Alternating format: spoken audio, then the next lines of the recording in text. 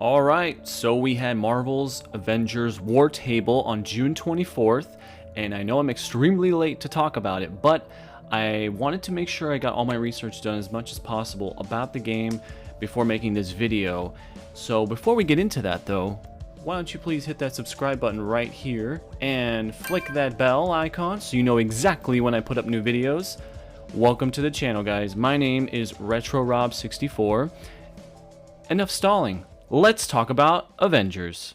So, like I said, we did have the Avengers War Table discussion on June 24th, and I actually liked it a lot. Overall, I thought it was a really good showcase of what we wanted to see. So let's get into some of the topics here. Now, we got to see MODOK. MODOK is going to be like the main villain, it seems to be, for this game, and I absolutely love that. Now, my favorite Marvel character of all time is Iron Man, and it's not because of the MCU, okay? I have been a fan of Marvel's Iron Man since as young as I can remember. This is one of my favorite comics right here. If you never read this one, please give it a read. It is intense. I don't even want to spoil it. It's crazy what happens in this specific comic, but my point is, one of the main villains for Iron Man in comic lore and in the animated TV show was MODOK, and I was so shocked that they didn't include him in whatsoever in the MCU. Maybe he still pops up at some point during the MCU, but we'll have to wait and see. But I'm glad he's actually in this game, and I think that's really cool that he's gonna be one of the main villains. Now, one of the big things that I'm kind of interested to see is, are we gonna see an origin story for MODOK? I don't know, but that'd be really cool if they got into that. The next thing I want to talk about is Kamala Harris, better known as Miss Marvel to some of you. Now, she's going to be a huge factor to this game because I think she's the one that's going to kind of unite a lot of the Avengers back together. It seems like there was some kind of huge catastrophe that happened. We're not sure if it's the beginning of the game or if it's just pre-game, but essentially she's going to be the one that unites the original Avengers back together, and I think that's super cool. I'm really interested to see how that formulates the story. And obviously we got to see the graphics, which are phenomenal. They look great. I mean, this game, we got to see it obviously through the stream, so it's the compression methods are a little bit, it's hard to tell right off the bat, but if you were to download it through YouTube with a 4K downloader and you're able to look at the actual trailer that they uploaded, you'll see that there's quite a bit going on graphically. So they're pushing the graphics engines for the PS4 and the Xbox One, which is what this is going to come out on. And obviously it's going to come out as well for the PlayStation 5 and the Xbox Series X once they launch this fall. I don't know if it's going to be like an update patch where they just give, here's a texture pack, boom, better graphics than even before. But I did get a look at some of the screenshots for the PlayStation 5 version, I believe. I don't know if it was the Series X, but I believe it was just PlayStation 5. And it looked phenomenal. I was like, whoa. I already thought the game looked great, but it looked truly amazing even on those. So I'm not worried about the graphics one bit. The voice acting, however, is a little troublesome. I know they have an all-star cast, and it just, for some reason, maybe I'm thinking of the MCU characters, and that's why I'm kind of going, doesn't quite sound like Tony or Thor, but, you know, if the gameplay is great and the story sells it, I don't care how they sound. It's going to be great. So I'm hoping for that. Now, we did get a look at the combat, and it did look pretty good. However, I'm a little concerned about some of the animations and just some of the impact that the combat would have. It just seemed a little off to me, like maybe it wasn't completely finished. However, they did say this was from a pre-alpha build, so what we were looking at could have been potentially 3, 4, 5 months ago. So hopefully they have seen this gameplay and kind of went, yeah, don't worry, it's not going to look like that. But it is a little concerning from this footage now. The game's coming out towards the end of August or September. I believe it's September 4th is the actual release date. And I'm hoping by then we're going to see all those bugs ironed out, no issues whatsoever. But a little concerning. The animations look a little bit off to me. And we did get to look at what was basically a skill tree for the characters. Now, that's fascinating to me. I don't know if it's going to be more of like a World of Warcraft type of skill tree, or if it's going to be something in the vein of maybe Destiny 2's skill tree, very simplified. You pick a quick talent and then you can swap between them. But it does look actually quite impressive in terms of what you can do with your characters. Like with Thor, they were showing you can chain different types of attacks together depending on your skill tree.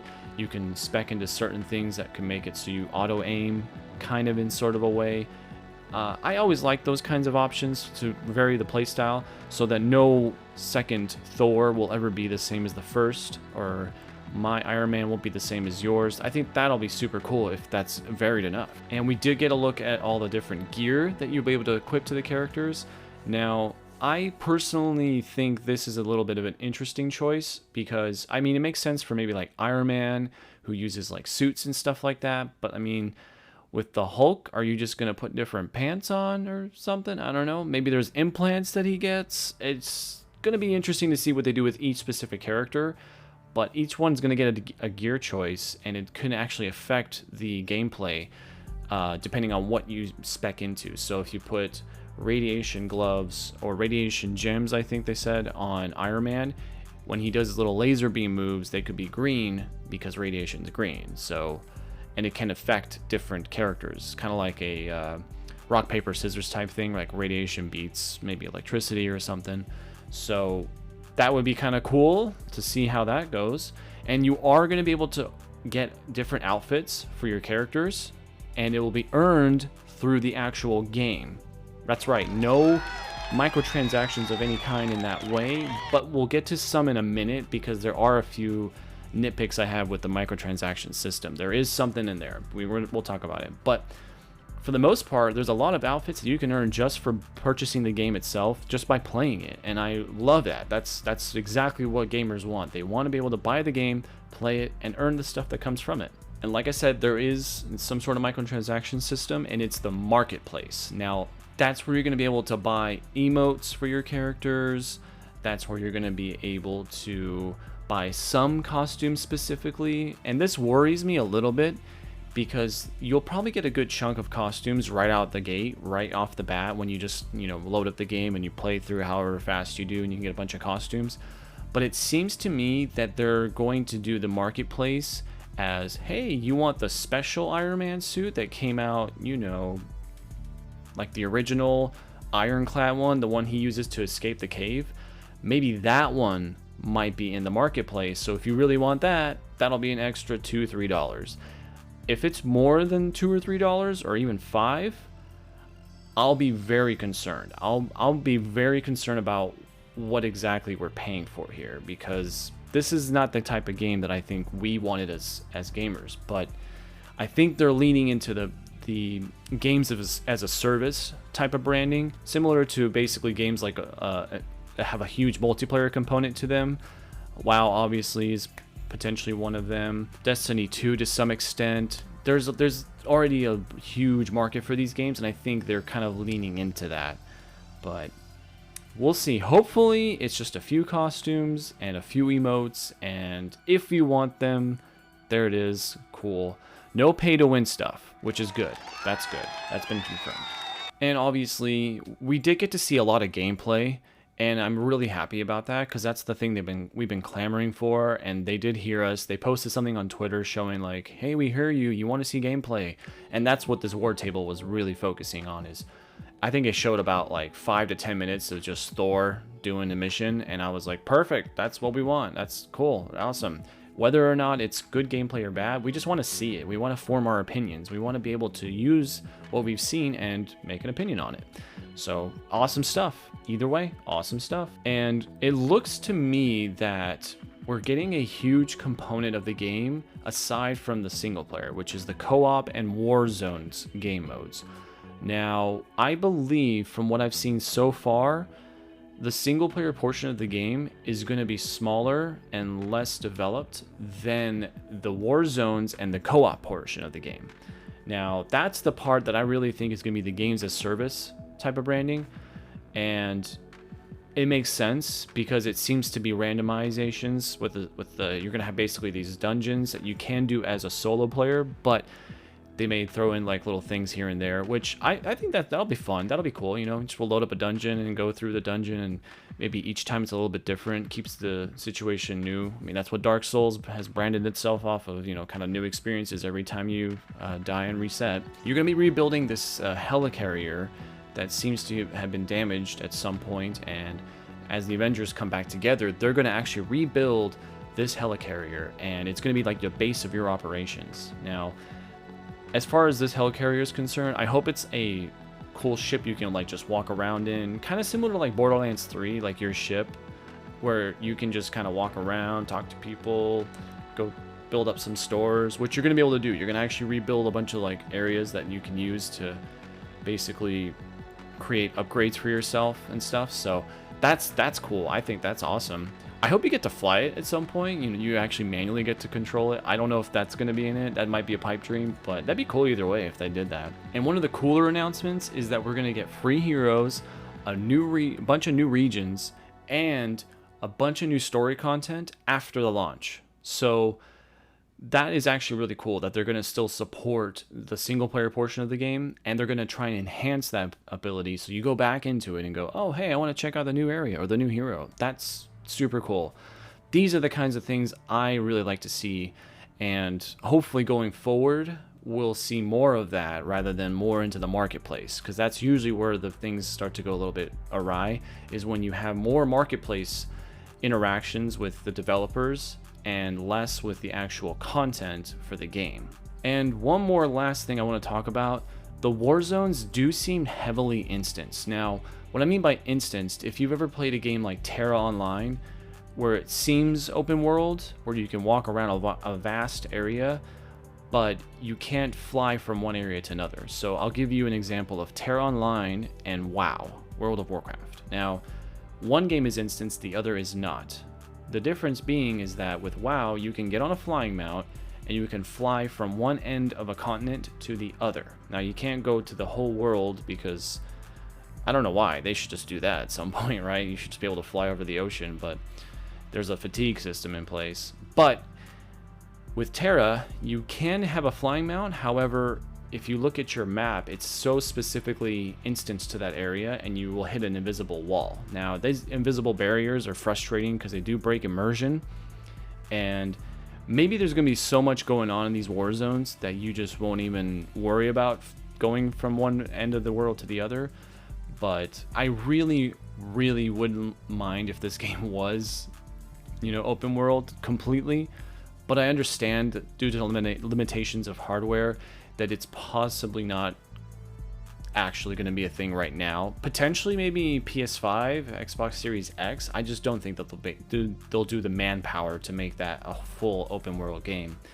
But I mean, that'd be cool. Just imagine that. Just, you know, it's Thor, you just fly into the sky and then just fly wherever you want in the city that you're saving or something. That'd be cool. There is going to be, I mean, like I said, these areas, these war zones are going to be huge. They're going to be really, really big. They were saying that there's going to be encouraged exploration. So, I mean, maybe it's just big enough that we don't care. You know, maybe it's like, hey, this looks big enough to me. You know, I don't need the full open world. Well, my final thoughts, guys, is this game, as I was watching the war table, it really was giving me Destiny 2 vibes. And that's not necessarily a bad thing or a good thing. It's a thing. That's what I would say.